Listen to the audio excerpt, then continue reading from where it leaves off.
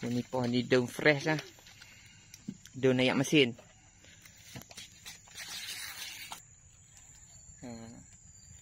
Ni daun fresh. Tahukah anda, inilah pohon nipah. Dan pucuknya dibuat daun rokok. Selalu kita duk tengok orang duduk isap daun rokok kan. Ni lah pucuk dah. Cara pengambilan dia pun dia kena tengok. Adakah dia dah matang ataupun belum. Ni. Sini lah. Pohon nipah ni juga orang selalu buat nira. Nira nipah yang kita selalu minum. Ni lah. Pohon lah.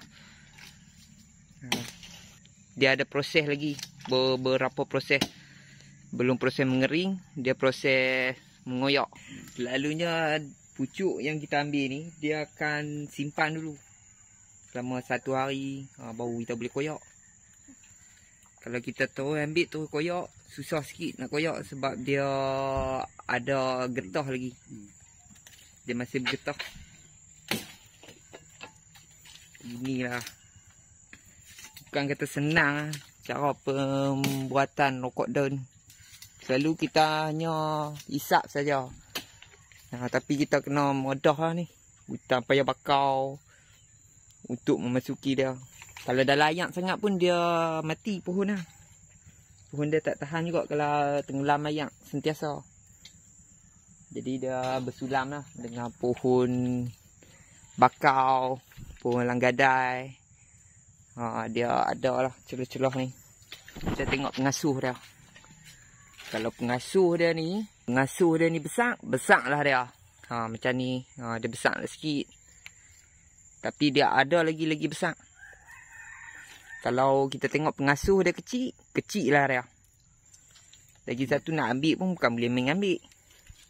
Dia kena tengok juga dia ada lepas pada tahap dia. Macam ni. Ni. Ni hijau. Dan ni kuning-kuning.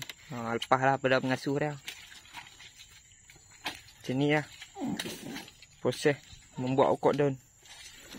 Bukan mudah lah. Bukan senang, nak senang. Lalu kita duk tengok orang hisap saja.